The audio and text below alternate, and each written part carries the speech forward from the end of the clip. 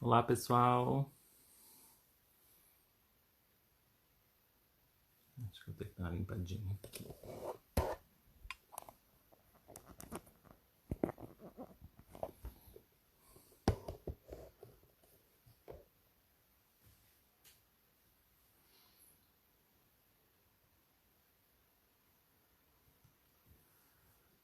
Oi, Jean.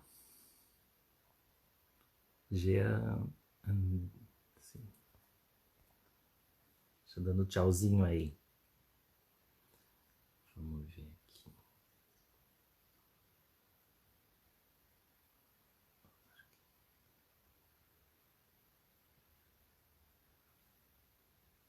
Oi, Pri. Vamos entrando, pessoal.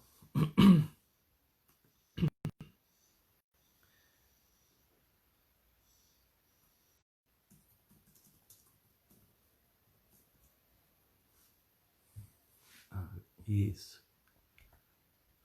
Agora sim.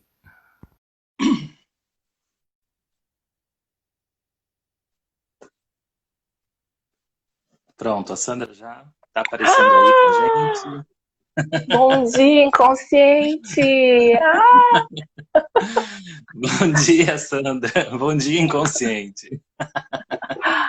Gente do céu! Tudo bom? Tudo Como bem? é que vai? Como é que vai esse inconsciente?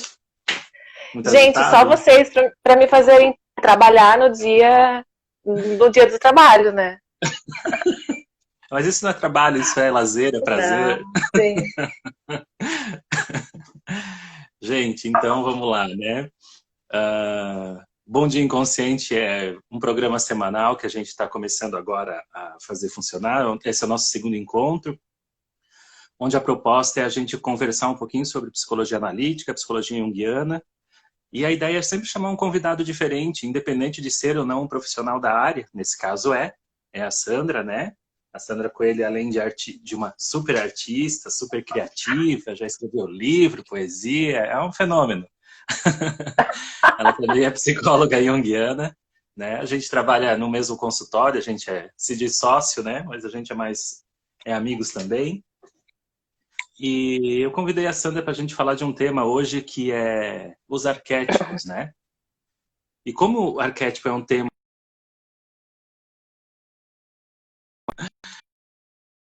bem difícil, né? E por isso eu pensei assim, nossa, vou ter que chamar alguém que é muito bom para conversar sobre isso. Então, vamos aí,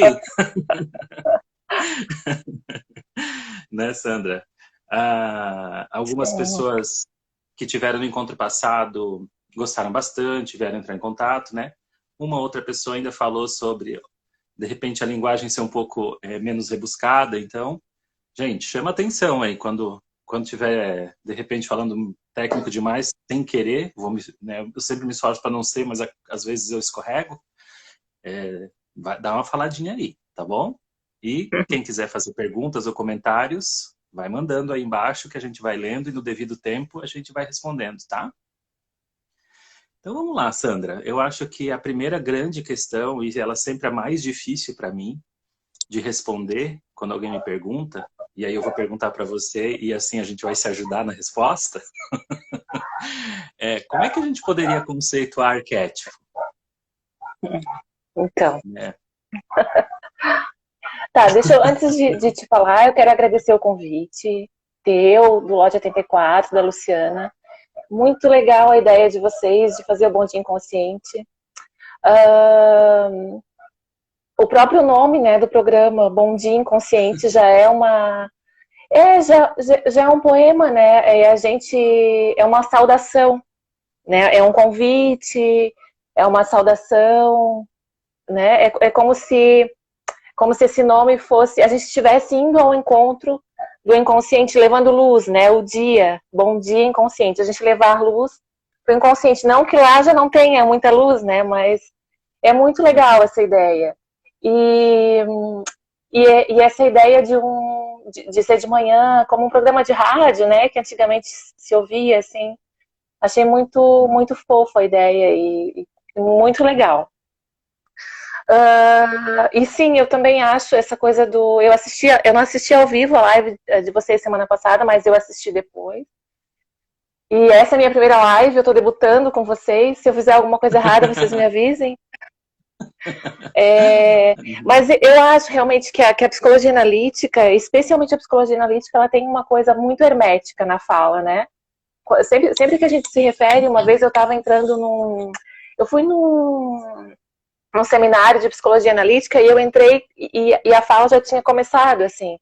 Era uma fala do Gustavo Barcelos e ele estava falando no dragão alquímico. E aí eu entrei, e aí eu pensei assim, cara, se alguém entra nesse lugar que não é o junguiano e escuta uma pessoa falando em dragão alquímico, eles vão pensar, o que essas pessoas estão usando, né? Porque é uma linguagem realmente...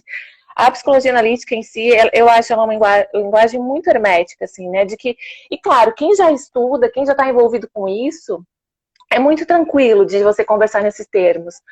Mas as pessoas que não... Muitas pessoas que não têm contato com isso, realmente é uma coisa muito, muito fora, né, do cotidiano. O próprio conceito, a própria palavra arquétipo, né? Apesar de não ser um conceito que foi...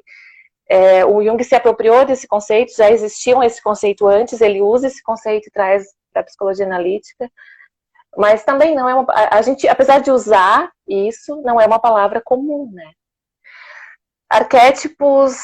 Como que a gente poderia conceituar arquétipos?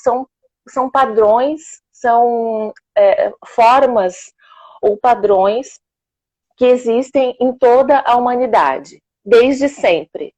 Não são padrões que existem no mundo contemporâneo, digamos assim. Elas sempre existiam. A gente consegue perceber esses padrões, essa repetição de padrões, através de registros históricos, né, dos nossos antepassados. Em todos os lugares do mundo existem esses padrões que se repetem, né? A gente fala em arquétipo, a gente pode falar em imagens arquetípicas também, né? Quando a gente está falando em arquétipo, a gente fala de imagens arquetípicas. Por exemplo, nascimento, morte, casamento, são imagens arquetípicas que remetem aos arquétipos.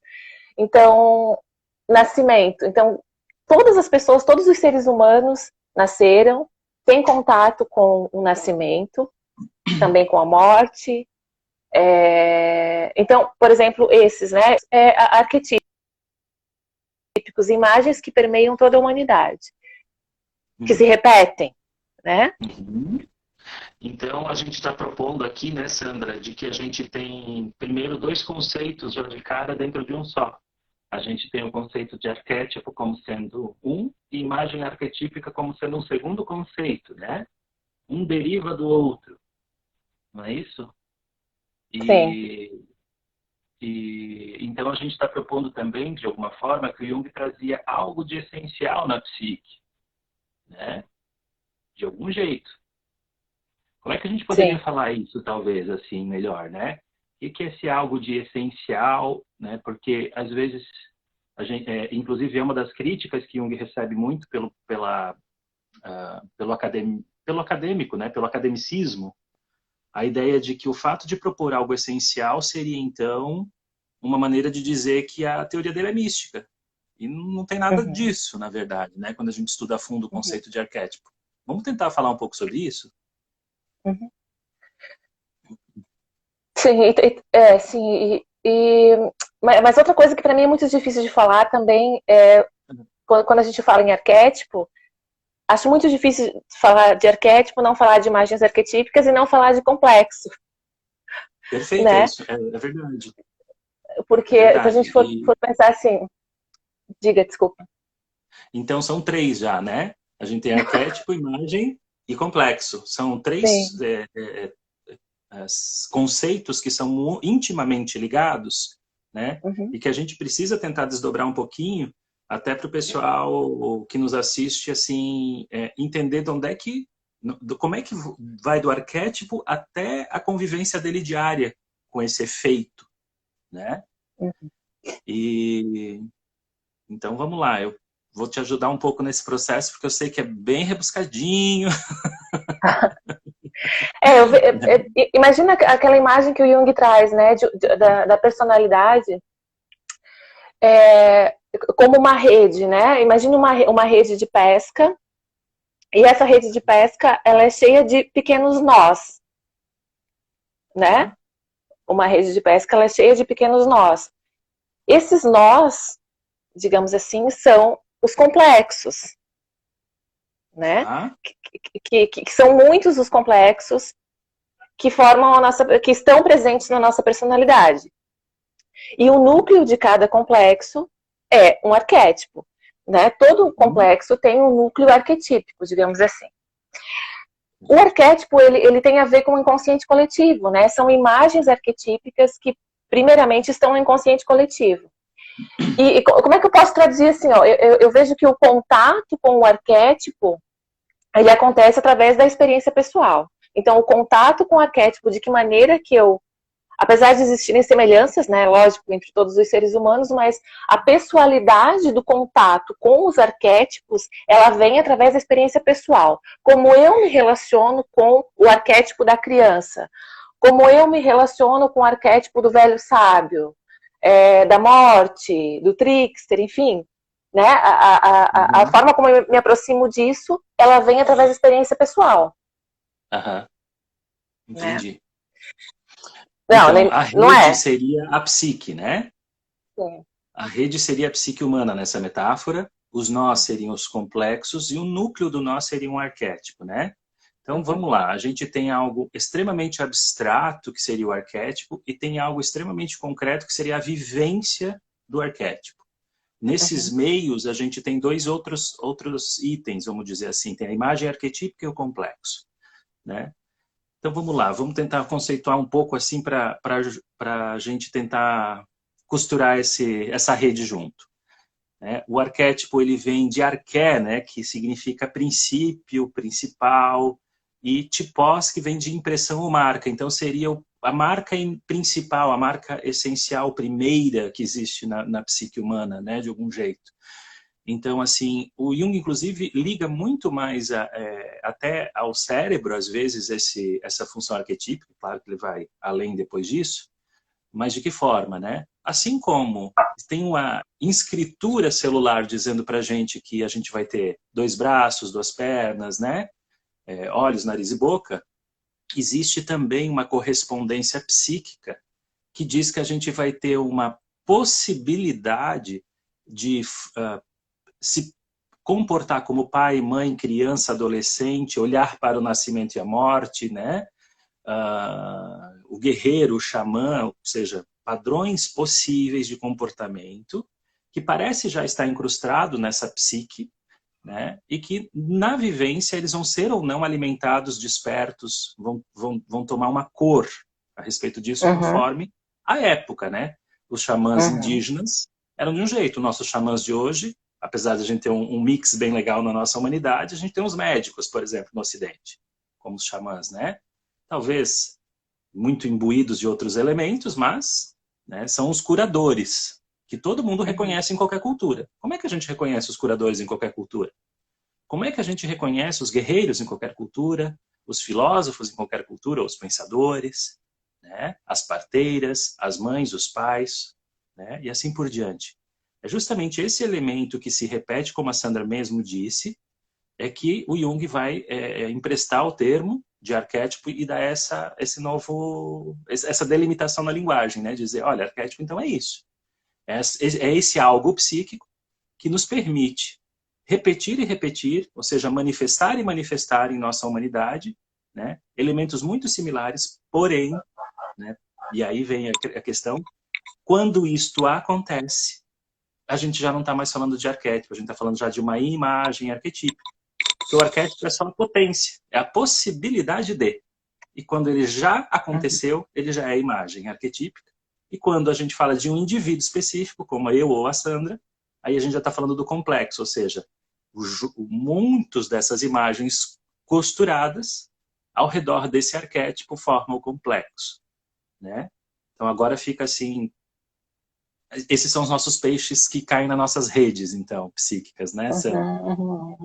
O Jung fala também que Tem uma metáfora que eu acho muito interessante, assim, que ele fala que o arquétipo, é impossível a gente ter contato com o arquétipo original, é a mesma coisa com o sol, assim, a gente não consegue olhar diretamente para o sol, a gente olha através, a gente precisa de uma proteção, ou, né? Ninguém consegue olhar para o sol e não se ferir, né? Então, o arquétipo em si, ele é a mesma coisa, a gente não consegue olhar direto para ele, a gente se aproxima através dessas imagens, né? Uhum. Tanto que eu não lembro onde que tá isso, até tu pode me ajudar, assim, mas a aproximação, digamos assim, com o arquétipo, ela é quase que uma problemática, assim, né? Um transtorno, né? A gente fala, essa pessoa, ela tá ela tem um aspecto limítrofe, assim, ela tá muito próximo de um arquétipo, né? Que beira uma coisa um pouco enfim, um transtorno, né? É aquele elemento, né, que o Jung fala que todo o arquétipo ele é dotado de luminosidade, né? Esse termo luminosidade, que ele também pegou emprestado, mas fez um uso próprio, ele significa basicamente duas coisas. Ele significa o poder do arquétipo, que se manifesta como encantamento e algo de sedução que convoca para uma identificação, e medo, terror absoluto, né? Então é como se fosse ficar face a face com a energia psíquica pura, vamos dizer assim, né? E que ela pura, ela tem essas duas polaridades, né? A polaridade do encantamento e superatração, que seria uma polaridade positiva, e a polaridade da destruição, do medo, do horror, que seria a polaridade negativa, né? Então, ao se defrontar com algo tão essencial dentro de si, né? Isso ameaça o ego de tal forma que ou o arquétipo pode assumir o controle desse ego de alguma forma, por isso a gente chama de limítrofe, porque fica no limite entre estar consciente e estar inconsciente na vida, né? Então, acho que é esse elemento que talvez a Sandra esteja se referindo, assim. É por aí, Sandra? Uhum. Sim. E tem uma coisa também que ontem eu estava pensando, né? Como existe um esvaziamento da questão do contato com os arquétipos, né?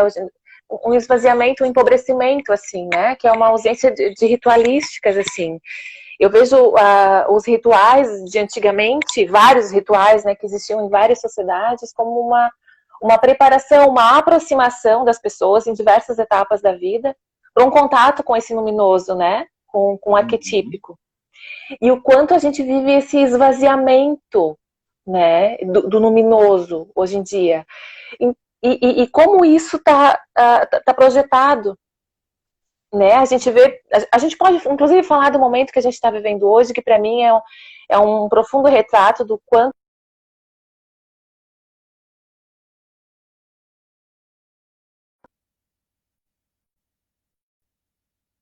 Então ele está buscando, a gente está buscando, a gente está buscando a aproximação com esses aspectos, com essas imagens, né?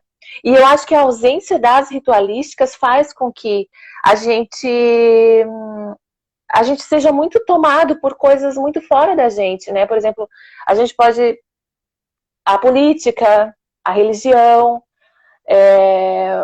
como é fácil da gente como é fácil de projetar, fácil e automático a gente projetar o nosso self, por exemplo, numa figura política, numa figura religiosa, porque existe esse esvaziamento, assim, a gente não aprende, a gente não tem mecanismos, a gente não é ensinado a retornar para dentro de si, né? Eu vejo a psicologia da infância, assim, e parece que existe um despedaçamento hoje, né, da maneira como que o homem entra, com que as pessoas crescem, né, as crianças se tornam adultos, e existe um despedaçamento, assim, e não uma união, uma caminhada rumo ao self, digamos assim. A gente está caminhando para diversos lugares, né? E para mim, o momento que a gente está vivendo hoje, ele fala muito disso, assim, desse esvaziamento, dessa dificuldade e falta de preparo, de ritualística para o contato com o luminoso, né? Eu tenho que te fazer umas perguntas agora, então, assim, dentro dessa ótica que você trouxe, né? Primeiro, Ó, fala para o pessoal o que é self dentro da psicologia analítica. self. Sabe que self foi quando eu lembro quando eu entrei na faculdade, assim, que as pessoas começaram a falar de self. Foi um dos conceitos que eu tive mais dificuldade de assimilar, assim, de entender. Eu lembro que quando começaram a falar, eu pensava, gente, eu não sirvo para isso, assim. Como assim self? O que é isso, né? Self, self é o si mesmo, né? Como se fosse um... Imagina a semente de alguma... A semente de qualquer coisa, a semente de uma maçã, a semente de uma árvore.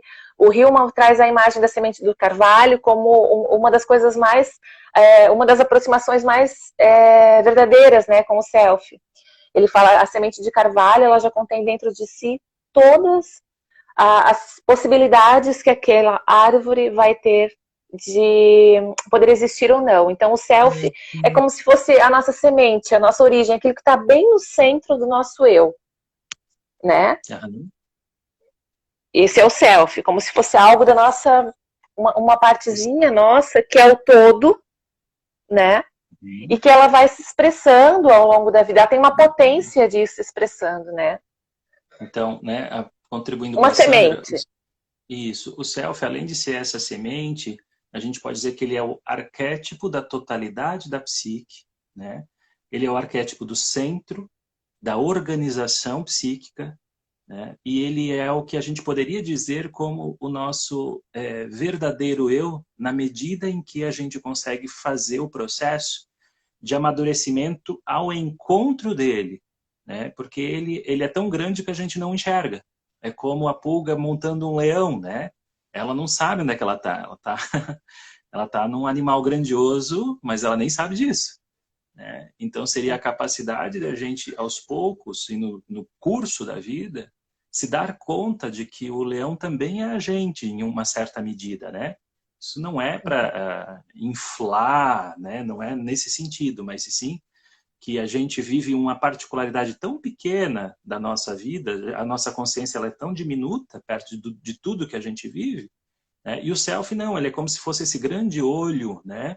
Essa grande onisciência que olha para tudo ao mesmo tempo, de toda a nossa vivência, e tem todos os registros, vamos dizer assim, simbólicos da vida, e que aos poucos ele vai, é, ao conta-gotas, liberando, né, no inconsciente, e a gente pode ir fazendo experiências e ampliando a nossa capacidade de relação Uhum. com ele, né? Mas sim, Ele, e ele, desculpa. Pode seguir. E o self, ele é o centro, mas ele é o todo também, né? Como um raio, um espectro, né? Que ele tá lá no meio, mas ele tem um espectro energético, então ele permeia toda a nossa personalidade, né? Uhum. Toda a nossa existência, é ela tá contaminada, digamos assim, pelo self, né? Que tem uma tendência a existir, a querer vir para fora, a querer se expressar, enfim, né? Uhum. Bem por aí. Eu vou, bom, no teu exemplo anterior, tu citou o self, e aí por isso a gente se fez necessário falar um pouquinho dele, né? Então, o self, gente, é um arquétipo, né? É o arquétipo, a gente poderia dizer, inclusive, mas porque é tão difícil a gente falar de arquétipo como uma abstração completa, a gente sempre precisa de um apoio, né? A gente sempre precisa falar de um arquétipo em específico para poder falar desse tema, de tão, bom, de tão abstrato mesmo que ele é, né? Eu vou ler uma citação da Von Franz sobre arquétipo para tentar dar um pouquinho de corpo para a gente. Pode ser? E aí a gente pode Uhum. comentar um pouquinho. Bom, os arquétipos são modos de apreensão típicos que pertencem do ponto de vista estrutural a todos os seres humanos e que formam ao mesmo tempo uma autoimagem interior, por assim dizer, dos instintos humanos ou de sua estrutura. Também é possível descrever os arquétipos como padrões elementares de comportamento da psique, né? O que você acha, Sandra, o que você acha dessa citação da Von Franz aí? Né? Eu acho que tem a ver com... Que fala desses instintos, da psiquificação dos instintos, ou de um retrato da imagem dos instintos, né? Também. Uhum. Aí complica um pouco, né? Tu fala essa última frase dos retratos, o quê? Dos instintos? O que que tu perguntou? Porque ela fala assim, né, que os arquétipos, eles também são uma autoimagem interior, por assim dizer, dos instintos humanos, ou de sua Uhum. estrutura, né? E se a gente pensar, a biologia ela vai falar dos instintos humanos como algo inato, né? Como algo inato que faz a gente se comportar de determinadas formas, certo? Para a Sim. gente atuar para a nossa própria sobrevivência e bem-estar, né? Então Uhum. veja que os arquétipos seriam uma contrapartida psicológica, psíquica, né? Dos instintos, no sentido que eles também são essenciais, eles também nos impelem a fazer certos comportamentos, a reproduzir os mesmos símbolos, né? Em nome de algum tipo de desenvolvimento humano ou bem-estar, né? Os desejos, Luca, Uhum. os desejos eles seriam a força motriz, né? Ele seria a energia psíquica que atua justamente para que os arquétipos funcionem, ou seja, é como se fosse o que mobiliza, o que dá movimento, né? A psique, tá? Então veja, esses arquétipos, então, eles tanto são um espelhamento psíquico dos instintos, como a gente também pode agora deduzir que existem um número muito grande, né, ou talvez quase infinito de arquétipos, né? É Uhum. muito amplo. Ah, ela também fala ali sobre padrões de comportamento, e eu acho que isso gera às vezes muita dúvida, né? Um arquétipo, ele em si, ele impele a comportamentos. Como é que isso acontece, Sandra? No teu ponto de Vamos, vista, na tua experiência? Como é que a gente relaciona ele, arquétipo e comportamento? arquétipo e comportamento. Eu acho que ele é uma potência de existir, né? Por exemplo, pensando em experiências pessoais, né? De contato com arquétipos. Uma vez eu fiz uma viagem e essa viagem ela me mobilizou profundamente, assim, eu fiquei muito tocada e eu estava contando para ti sobre essa viagem e eu estava falando do quanto isso tinha. Eu queria te explicar as coisas que eu tinha vivenciado lá, porque tinham sido muito profundas para mim, e eu queria te explicar. E eu falava, já, isso daí aconteceu isso, mas eu não, mas não é isso.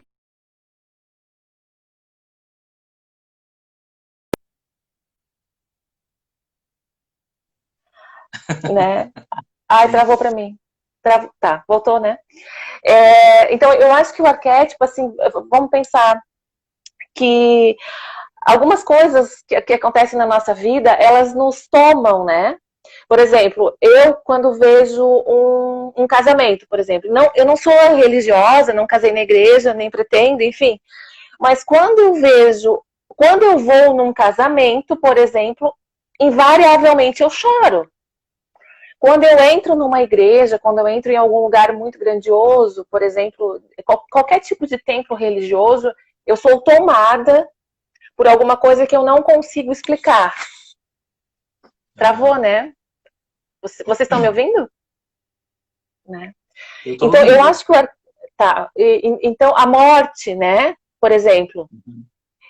Então, quando a gente vai no enterro, quando a gente sabe que alguém morreu, quando a gente está próximo da morte, quando a gente fica doente, agora, né? Por exemplo, a gente está vivendo essa pandemia. E uma das coisas que uma das aproximações, né, muito forte que eu acho que existe no momento que a gente está vivendo é com a morte. Nós estamos com medo de morrer, né? Uhum. Né? Morrer coletivamente. Talvez isso seja necessário, não sei. Mas então, eu vejo que quanto mais próximo de um arquétipo, por exemplo, da morte, do nascimento, do casamento, existe você é tomado, digamos assim, por ele, ou você se comove, você se liga a ele. Ou através de uma atração, né, por exemplo, um nascimento. Né?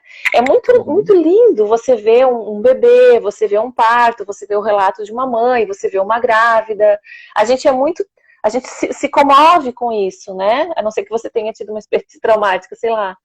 Com a morte, a gente já tem uma certa repulsa. Mas, de qualquer forma, são experiências São imagens arquetípicas, são experiências arquetípicas que nos mobilizam. O nascimento Certo. e a morte, por exemplo, né? Ninguém fica neutro, digamos, com relação a esses dois conteúdos, por exemplo, que eu estou trazendo. Então, Então a gente consegue distinguir mais alguns elementos, né? Eu acho, do que você traz, né? Primeiro, arquétipo é tão forte, tão poderoso, que invariavelmente ele invade a gente. Muitas vezes, claro, né? A pessoa tem que ter uma certa receptividade, né? De acordo com o tema. Então, como você estava narrando, os lugares e situações específicos na sua vida que você vivencia, eles te tomam, né? Como visitar templos religiosos, né? Diante do nascimento e um casamento, né? Que a gente sabe que são situações ou eventos arquetípicos também. Outra coisa que você... Ou os sonhos, né? Sim, os sonhos também. Bem lembrado, Sandra, que a gente precisa comentar deles também um pouquinho, daqui a pouco. Tá. E um outro elemento, talvez, do inconsciente é que ninguém é imunizado, né? Ninguém consegue simplesmente entrar em contato com o arquétipo, isso tu já falasse antes, mas está trazendo agora de um outro jeito. Então, estar em contato com o arquétipo é algo grande demais para a gente sair sem ser minimamente tocado, né?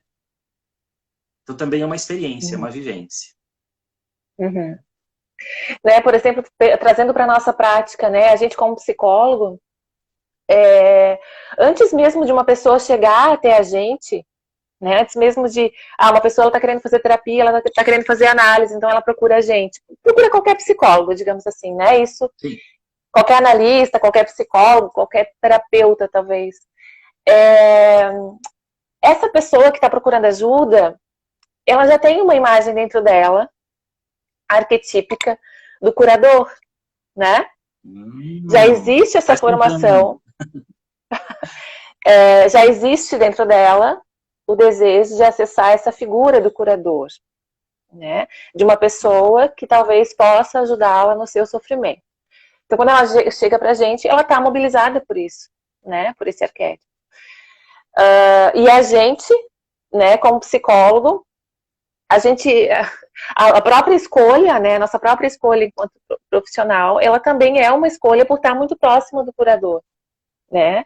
O curador no sentido arquetípico, né? Não o médico, né? Aquele que vai curar e ajudar, não isso, mas o arquétipo de fato, né? Que é do curador ferido. Isso tem muitas implicações, né? Muitas implicações na prática, digamos assim, esse desejo por estar próximo do curador, de ser curado, e você enquanto curador, digamos assim, né? Ou você representando esse arquétipo, né? O psicólogo tem esse papel. O Hillman fala muito disso, assim, do mito da análise, né? Que é o mito do curador ferido, né? Então, né, isso que você fala, né, que a pessoa tem uma imagem do curador dentro dela que está ativa, né, e ela se tornou ativa por uma vivência pessoal. Vamos voltar aos elementos que você trouxe lá no início, né? Então, existe o arquétipo do curador. Todo mundo tem o arquétipo do curador. Todo mundo reconhece o que é um curador, de um jeito ou de outro, né? Agora, ele vai se tornar ativo na psique depende da necessidade, depende da proximidade, depende de uma série de fatores, né? E quando ele se torna ativo, ele traz uma imagem, ou ele já é uma imagem arquetípica, portanto, né? Vamos lembrar que imagem não é algo estático, né, gente? Imagem não é uma foto, né? Imagem é uma representação, né? É um símbolo, né? Então ele tem um símbolo, uma lida com esse curador, e esse curador, ele fica disponível, vamos dizer assim, na psique, buscando, então, elementos, porque como ele está ativo, ele tem a energia psíquica ali, armazenada e em funcionamento. Então, todas as vivências ele vai capturando e vai nos mobilizando para chegar a algum lugar. E, claro, o psicólogo, como disse a Sandra, ele é um gancho muito, vamos dizer assim, pronto, né, para que essa roupa de curador seja pendurada sobre ela, né? Então, os psicólogos E os curadores, sim, pode ser um médico? Pode, né? Mas penso eu também que os analistas acabam cumprindo mais essa função quando a gente pensa em terapia da alma, em terapia de profundidade, né? Não a terapia do corpo. Mas mesmo assim, tem quantas pessoas falam de um médico através de um endeusamento, através de uma fala de, nossa, ele é o salvador da minha vida, ele sempre cuidou da minha família, né? Olha quantos elementos arquetípicos estão embutidos aí nessa fala. Assim também acontece com todos os tipos de curadores, né? E como que tu vê isso? Como que tu vê isso hoje, assim, Jason, pegando esse gancho, assim, né? Do curador. Como que tu vê isso, assim? Não só dentro da psicologia, né? Mas individualmente, socialmente. Como que tu vê? Porque existem várias figuras que estão pipocando, né? No mundo de hoje que tem essa persona. Certo. Né? Várias pessoas se propondo a isso, que estão respondendo, claro, a um desejo, a uma necessidade, a uma ausência das pessoas. Né? Então, as pessoas estão buscando a cura, por exemplo, ou buscando sentido, buscando contato com o seu self através do contato com diversos tipos de curadores. Como é que tu vê isso hoje, assim, né? Por exemplo, porque eu acho que, claro, né, e existe uma grande diferença entre um psicólogo e um médico, por exemplo. Sim. Mas para a população em geral, não sei. Como é que tu vê isso, assim? E até porque tu usou uma palavra no meio que ela é bem importante para a gente, que é a chave talvez da reflexão, né? A persona. Gente, a persona é mais um arquétipo, né? A gente tem alguns arquétipos principais. Eu vou citar sem explicar, só para a gente entender. A gente tem o self, que é o organizador psíquico, né? Que a gente já mencionou. O ego, que também é um complexo, que também... O núcleo arquetípico do ego é o self, tá? Um dia a gente fala sobre isso. A gente tem a sombra, que é aquilo que foi rejeitado. A gente tem a persona. A persona é a imagem social, né? De algum jeito, a imagem que nosso cartão de visita para lidar com o mundo e com o social, tá? Então, vamos lá. Sandra, quando eu penso no curador e penso nas pessoas que vestem uma persona de curador, né, elas estão vendendo para as psiques uma ideia de que elas são a possibilidade de cura. Né? Não que a cura está no próprio indivíduo.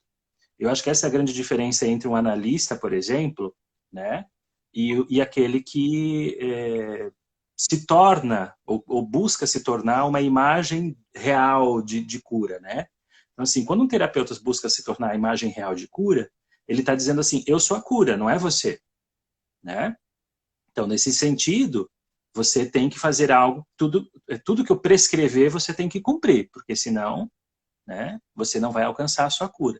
Mas, poxa, eu não tenho condições suficientes de saber exatamente o que é a necessidade individual de cada pessoa, ou ainda, de criar um sistema de cura universal.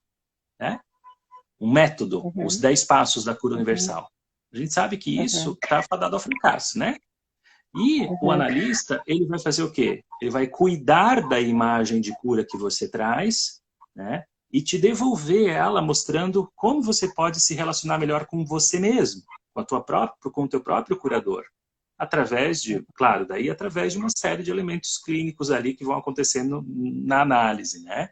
De vários contextos, de vários exemplos. A pessoa vai sendo conduzida a se encontrar com ela mesma, mas com um pedaço dela que é o seu próprio curador. Então veja a diferença entre encontrar um curador interno e alguém se vender como um curador de fato. Né? Acho que é por aí que a gente A Tatiane colocou perigos da inflação do ego quando identificado com si mesmo. Sim, é verdade, Tatiana. Isso acontece muito com o curador mesmo, né? O curador, quando ele se torna o sabedor, né? Ele realmente acha que ele cura todo mundo, né? E que ele tem o poder de fazer isso, a gente vê uma inflação de fato, verdade, o arquétipo tomou conta dele, né? A Luca antes falou de novo sobre desejo, né? Ela perguntou se desejo é instinto, né? Se os desejos são instintos, né? Puxa, é uma pergunta bastante até interessante e complexa, mas eu vou te dizer que desejos não são instintos. Eu vou te dizer que os instintos funcionam porque existe desejo, né? Há uma mistura muito fácil entre a gente pensar uma linha freudiana de pensamento, uma linha psicanalítica de pensamento, onde coloca energia psíquica como pulsão e desejo, tá?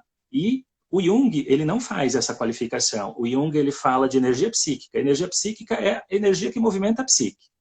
Ela vai se transformar em desejo, ela vai se transformar em instinto, ela vai se transformar em N coisas. Mas ela, antes de ser tudo isso, ela é energia psíquica, ponto, neutra. Tá bom? Só para te responder. Então, a energia psíquica é aquilo que mobiliza todos os arquétipos, as imagens, mobiliza um sonho para vir para a consciência, né? E aí a gente vai aproveitar essa ideia da gente pensar os sonhos como anunciadores de arquétipos na psique. Vamos lá, Sandra, vamos falar de sonho. Me ajuda, propõe uma reflexão, um ponto de reflexão para nós. Aí. Uma reflexão. Sim.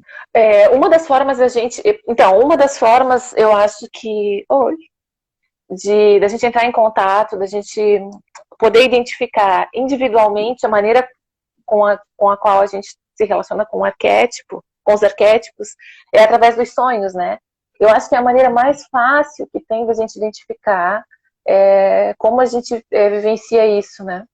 Tanto que o Jung fala, né, nos sonhos arquetípicos, né? O Jung classifica os sonhos, ele diferencia alguns sonhos, né? E, por exemplo, a gente pode ter sonhos arquetípicos. Quando a gente ouve um sonho, quando a gente sonha, se você conhece um pouquinho de simbologia, você vê que os arquétipos, eles estão sempre presentes nos nossos sonhos, né? Quanto mais contato você tem com os teus sonhos, ou seja, quanto mais contato você tem com o teu inconsciente, quanto mais você dá abertura e quer ter contato com isso, mais essas imagens vão surgindo, né? Uhum. Nos sonhos, por exemplo. Porque a gente pode pensar num exemplo de sonho, sem se comprometer. As pessoas não perguntam, ninguém pergunta. A Tatiane falou. Sonhos, então, né? Bom, gente, os arquétipos, eles se manifestam em nossas vidas através de símbolos, né? Então, um relacionamento, ele pode ser simbólico. Na verdade, a vida inteira ela é simbólica, né? O que difere símbolo, de reconhecer ou não o símbolo, está muito mais na nossa capacidade de ver o símbolo do que na existência dele em si, tá? Por exemplo, né, o médico pode ser simplesmente o médico lá, né? O médico, o terapeuta, o psicólogo, pode ser lá. Um profissional que eu pago para ele me ajudar. Eu pago para ele me dar o remédio, tá? Ele é esse profissional. O médico também é, pois é, né? Ou eu posso tentar olhar em mim, nossa, olha o estado que eu fiquei de adoecimento que preciso buscar, né, a cura agora. E nossa, como é que eu fui cair na mão dessa pessoa? Que me vinculou a essa pessoa? Aí a gente já está começando. Quando a gente começa a poder fazer perguntas de verdade sobre a minha relação com determinada pessoa, né, a gente já está falando de um olhar simbólico. A gente já começou a fazer um olhar simbólico, né? Os sonhos, então, nesse sentido, eles são metáforas o tempo todo do inconsciente. Eles são símbolos o tempo todo disponíveis. Ele simplesmente está lá. Né? Os sonhos estão lá, a consciência ela conseguiu dar uma espiadinha no funcionamento inconsciente durante o sono, né? E aí ela capturou uma imagem, ela capturou lá um enredo, um sonho. Ela ganhou de presente esse recorte. E quando ela ganha esse recorte simbólico, né? Se a gente conseguir fazer as perguntas certas, a gente pode extrair alguns frutos de lá, né? Supomos que eu sonho que eu estou subindo uma ladeira, né? De carro, de bicicleta, a pé. Opa, mas por quê? Olha a diferença entre subir de carro, de bicicleta, a pé. É uma ladeira que sobe para onde? Tá de noite, tá de dia, né? Tá difícil de subir, tá desprazeroso, tá prazeroso, né? Então, que ladeira da minha vida eu estou subindo, né? É um esforço que eu estou fazendo, né? É um passeio.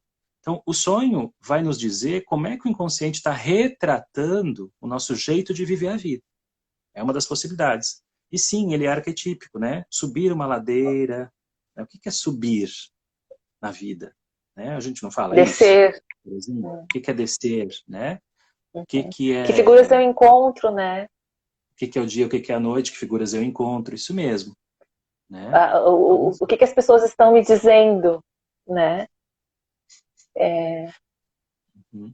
Olha só, Não tem só uma aquilo pessoa que é... aqui, Ah, tem uma pessoa que comentou aqui, sonhei agora há pouco com um cavalo pequeno e levemente machucado, né? hum, Pois é, e aí a gente perguntaria assim, né? E nem quero que você escreva, porque não é uma ideia de se expor, né? Mas a gente, numa sessão de análise, por exemplo, o que a gente faz com um sonho, para identificar os símbolos e para identificar o arquétipo que está ali, a gente pede que a pessoa faça associações, ligações com cada elemento do sonho. Então eu ia te perguntar, o que é um cavalo pequeno para você? Né? Você já teve experiência com um cavalo pequeno? Né? Cavalo pequeno é um pônei? Que pequeno? Quão pequeno ele é no seu sonho, né? E machucado, né? E você fez alguma coisa para ajudar? Ou quem machucou esse cavalo? A gente começa a ampliar e depois a gente começa a tentar olhar para o contexto da tua vida, né? Que animal pequeno é esse que está machucado, né? E que você precisa provavelmente cuidar, já que ele está machucado, né? A gente poderia arriscar algumas coisas, do tipo cavalo é algo que locomove, cavalo sempre teve muito ligado à força, né? Na humanidade como um geral, ela é um meio onde as coisas são carregadas, né? Então ela está muito relacionada à energia psíquica, ela está muito relacionada às vezes até à sexualidade. Então são elementos que a gente pode ir olhando, tá? uhum. Mas assim, E, fala, Sandra. e é Pode, legal, pode continuar. né? Por exemplo, claro, a gente não vai olhar esse sonho, mas a gente pode pensar como que os animais se relacionam com a psique. Existe um livro chamado Os Animais e a Psique, de uma analista junguiana do Rio, e ele tem um capítulo que fala sobre cavalos. E é muito legal, assim, porque, por exemplo, a gente tem sonhos, os animais, Uhum. eles desempenham um papel muito importante nos nossos sonhos, né? Eles direcionam algumas imagens, enfim. E ela tem um capítulo especificamente que fala sobre cavalo, assim. E é legal porque se a gente for estudar o cavalo, lá nos primeiros anos de relacionamento do Jung com Freud, surgiram vários sonhos, entre eles com cavalos. Lembra? Uhum. Inclusive o Jung uma vez sonha com isso e Freud analisa esse sonho. De uma maneira que a gente, enquanto junguiano, não concorda, né, totalmente com aquilo. A Não, gente não vai iria muito por mais aquele além, caminho, assim. né? Não, Não não iria por aquele iria. caminho. Né, Uhum. mas assim, aqui ele está falando levemente machucado. Antes a gente falava do curador, né? E do arquétipo do curador, e ele traz o sonho do. Olha, eu Do sonhei experimento. que. E vocês sabem Hã? que o arquétipo do curador, né? O arquétipo do curador é muito simbolizado pelo Quiron, né? O Quiron é aquele centauro, né? Que ele vivencia e descobre a medicina para curar as próprias feridas. Então ele é um homem meio cavalo ferido, É. né? No mínimo Não, interessante a mas é muito. gente ver Sim. isso aparecer. É. Uhum. Não, mas é muito incrível isso, né? De quando a gente chama, quando a gente dá abertura, como as coisas surgem, né? Realmente ele está falando, um cavalo machucado é o Quiron, o Quiron, Uhum, né? Ele uhum. é a representação arquetípica do curador, do psicólogo, que é aquilo que a gente falava antes. É muito sincrônico isso, né? Que essa pessoa, que eu não sei quem é, mas que traga esse sonho justamente no momento seguinte que a gente fala sobre isso. Verdade. Isso é um contato, né? Uhum. E a gente está tendo um contato. Ele está trazendo para a gente uma imagem arquetípica a respeito Do de um curador arquétipo que a ferido. gente falava anteriormente. Uhum. É muito Maravilha. sincrônico esse. Uhum, é muito sincrônico esse Maravilha sonho, mesmo. Olha né? só, Tati, eu concordo com você. A gente não é treinado, né? A gente não aprende a olhar de forma simbólica e acho que isso é mais no Ocidente do que no Oriente, vou dizer, né? No Oriente ainda eu acho que permanece um olhar muito mais simbólico, mas também há prejuízos, né? Porque a gente tem que olhar sempre de forma complementar. O olhar simbólico é o olhar que olha para dentro, né?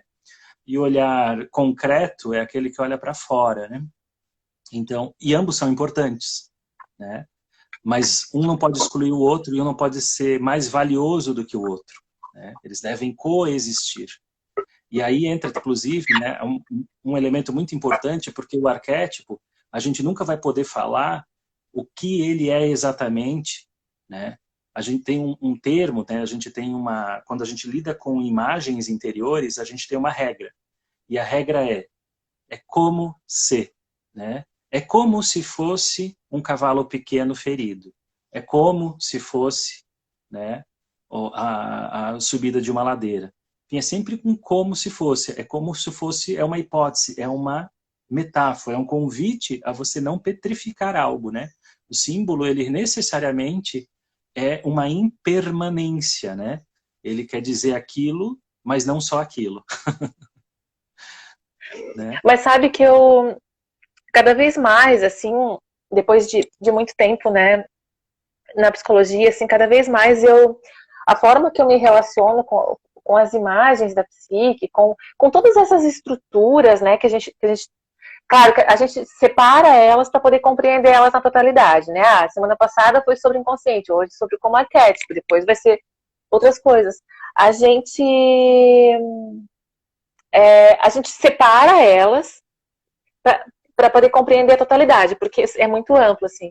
Mas, de qualquer forma, cada vez mais eu me direciono para a compreensão da psique, para a compreensão da personalidade, para minha própria, né, para o meu próprio processo, de uma maneira contemplativa, assim.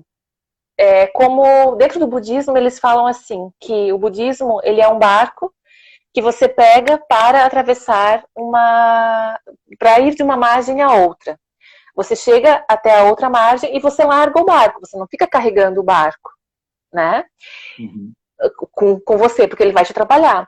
Então eu vejo que é muito importante a gente compreender os conceitos, a gente se apropriar dos conceitos e a gente ter um processo, né? Não é a leitura de um conceito, né? Por exemplo, como arquétipo, que vai fazer com que você tenha um contato arquetípico com as coisas, que você tenha sensibilidade com relação à consciência, né? Contato você já tem, todo mundo tem contato com arquétipo, enfim, mas consciência disso. Mas cada vez mais eu me vejo como uma pessoa que, como James Hillman fala, né? Estar com as imagens. Estar com. Então, quando eu penso, né, aquela experiência que eu falei para ti, da viagem que eu tive, que eu estava tentando te contar, tentando, não dá. Né? Tem coisas, por exemplo, o momento que a gente está vivendo hoje, há uma necessidade de se falar sobre isso, de conversar sobre isso, enfim, há uma necessidade disso. Porque é uma coisa muito surreal que a gente está vivendo. É um fenômeno, né? E eu acho que, assim, às vezes eu me pego sem conseguir conversar, sem conseguir falar sobre isso. Porque é tão grande, né? E aí o arquétipo, para mim, né? Os arquétipos em si, eles são coisas tão grandes que é uma coisa de você contemplar um sonho, por exemplo. Existem sonhos que eu acho importantíssimo a gente não ampliar, a gente não dissecar, a gente contar o sonho, olhar para aquelas imagens que estão surgindo do nosso inconsciente, que o inconsciente está mostrando, né? Porque elas são tão grandiosas, às vezes acho que a palavra ela empobrece. Então, às vezes eu me coloco e cada vez mais, assim, eu me coloco como contemplando as imagens do inconsciente. A maneira do Hillman mesmo, como se eu estivesse olhando para uma obra de arte, sabe? Assim, e não consigo. O que eu posso dizer sobre isso? Eu sei, sabe? Mas isso eu não estou trazendo isso como um modelo, uma forma de existir, não, né? Claro. Uma regra. O Hillman traz, inclusive, isso, né? Como tu estava falando. Eu acho que, assim, a regra do como ser é importante para a gente não literalizar, né? Então, eu sonhei com meu irmão, minha irmã, com fulano, né? Não, né? Ou com o meu amigo tal, que fez tal coisa. Então ele é falso. Isso é literalizar, né? Não, a gente tem que olhar o como ser. É como se fosse o seu amigo, mas não é o seu amigo porque o sonho é seu e o símbolo é para você, né? Então esse é o primeiro ponto. E aí a gente traz uma segunda possibilidade de olhar, que é o que a Sandra traz agora, e que ela é muito bem-vinda, né? Porque é o estar com. Então a gente já tem o primeiro ponto, como ser. Então a coisa não é a coisa, né? E é a coisa. A segundo elemento é estar com. Estar com as imagens significa, não é algo, é algo contemplativo, como a Sandra fala, mas não é algo tão absolutamente passivo, né? É algo que estar com a imagem significa o que ela quer comigo, significa fazer as perguntas certas e levar ela em conta de uma maneira tão real, tão valorativa, tão apropriada, né? Ou seja, o meu mundo interno quer me dizer algo de fato e eu preciso levar isso em conta, né? Então, é por isso que eu preciso respeitar essa imagem com a mesma autoridade que eu respeito o meu próprio ego. Então, aquela imagem é como se ela fosse dotada do ego próprio dela, a gente pode dizer assim, eu posso me relacionar com ela.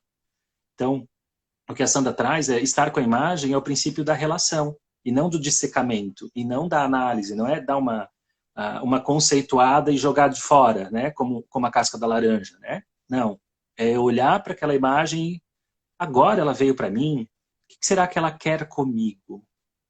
E aí a gente já começa a ter uma relação com a imagem e a gente está com ela. Gente, a gente está Eu quero só... nos minutinhos Tá finais, acabando? Tá. Tem uma pessoa que está perguntando a diferença entre mito e arquétipo. Mas eu também quero falar rapidamente, assim, que dissecar o sonho, por exemplo, né, também é uma maneira de você, se você se dedicar muito a isso, por exemplo, existem pessoas que têm contato com os sonhos através disso, de uma análise bem objetiva, bem pensamento.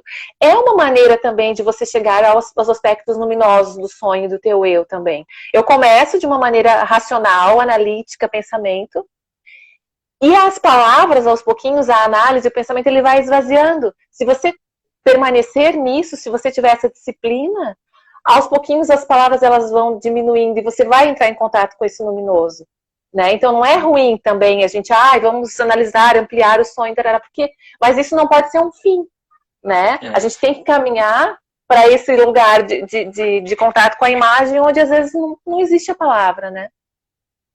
Então, e tem uma pessoa que perguntou... Pode falar. Diga. Não, só que tem uma pessoa que perguntou a diferença entre mito e arquétipo. Eu vou responder isso numa citação aqui, se você me permitir.